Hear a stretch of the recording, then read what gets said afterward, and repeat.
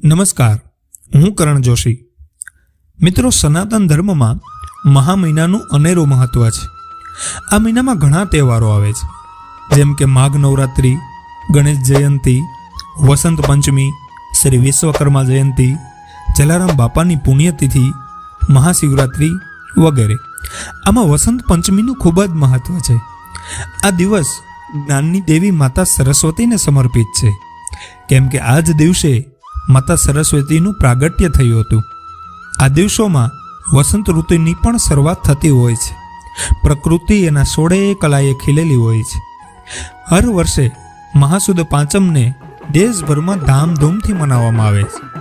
વિદ્યાર્થીઓ અને સંગીતના કલાકારો આ દિવસે વધારે ઉત્સાહિત થઈ માતાની પૂજા કરે છે, કેમ કે મા સરસ્વતી જ્ઞાન અને વિદ્યાના સાક્ષાત દેવી છે। તો આવો જાણીએ, વસંત પંચમી ક્યારે છે, મા સરસ્વતીની પૂજાનું શુભ મુહૂર્ત કયું છે, વસંત પંચમીનું મહત્વ શું છે, વસંત પંચમીની કઈ કથા છે, વસંત પંચમીના દિવસે શું કરવું જોઈએ। પણ એ પહેલાં આ વિડીયોને લાઈક જરૂરથી કરી દો। તમે એક લાઈક કરશો તો આ વિડીયો હજારો લોકો સુધી પહોંચશે અને સનાતન ધર્મનો પ્રચાર પ્રસાર થશે। તો વિડીયો લાઈક કરવાનું ન ભૂલતા।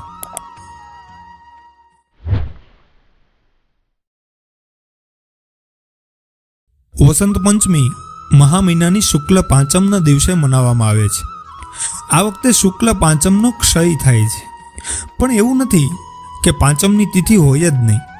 તિથિનો ક્ષય કેવી રીતે થાય ત્યાં આપણે કોઈ વખતે વાત કરીશું, પણ પાંચમની તિથિ તારીખ 2 ફેબ્રુઆરી 2025 રવિવારે સવારે 9:16 શરૂ થશે અને તારીખ 3 ફેબ્રુઆરી 2025 સોમવાર સવારે 6:53 પૂરી થશે।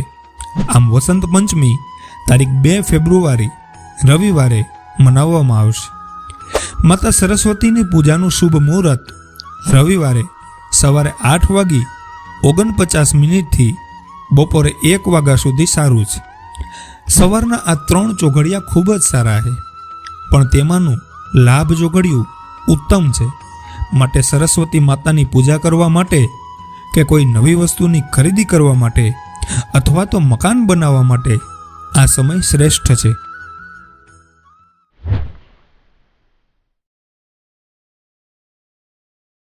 આ દિવસે પીળા અને સફેદ વસ્ત્ર ધારણ કરો, કાળા અથવા લાલ નહીં।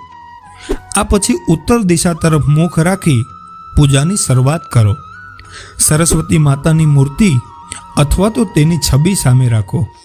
પછી માં સરસ્વતીને શ્વેત ચંદન અર્પણ કરો।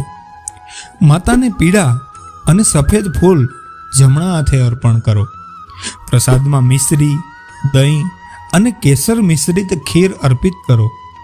એના પછી માં સરસ્વતીના મૂળ મંત્ર ઓમ એમ સરસ્વત્યે નમઃ નો જાપ કરી પ્રસાદ ગ્રહણ કરો।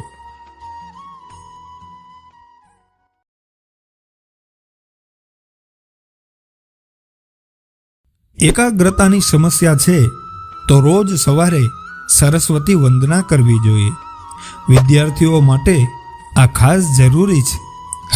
જે લોકોને સાંભળવાની કે બોલવાની સમસ્યા હોય તો એ લોકો સોના અથવા તો પિત્તળના ચોરસ ટુકડા ઉપર એમ મંત્ર લખી ધારણ કરે। સંગીતના ક્ષેત્રમાં પ્રગતિ ઈચ્છતા લોકો ખાસ માતા સરસ્વતીની પૂજા કરે। કોઈ પણ કાર્યક્રમની શરૂઆત માતાને વંદન કરી કરવી। માતા સરસ્વતીને કલમ જરૂર અર્પણ કરવી અને આખું વર્ષ તે જ કલમનો ઉપયોગ કરવો। વસંત પંચમીના દિવસે શિશુઓને પહેલો અક્ષર લખતા શીખવવામાં આવે છે। આ દિવસ વિદ્યા આરંભ કરવા માટે શ્રેષ્ઠ દિવસ છે।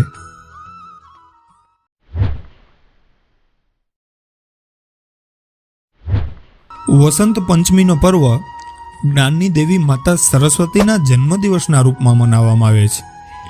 વસંત પંચમી એ જ માતાનું પ્રાગટ્ય થયું હતું।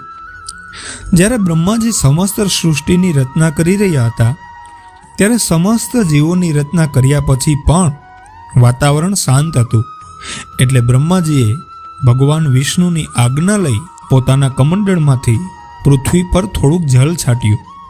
આ જળથી હાથમાં વીણા ધારણ કરેલા દેવી સરસ્વતી પ્રગટ થયા. ત્યારે બ્રહ્માજીએ દેવી સરસ્વતીને વીણા વગાડવાનો અનુરોધ કર્યો. દેવી સરસ્વતીએ પોતાની વીણા વગાડી અને સંસારના સમસ્ત જીવોને વાણી પ્રાપ્ત થઈ. આ જ કારણે વસંત પંચમીનો પર્વ મનાવાય છે.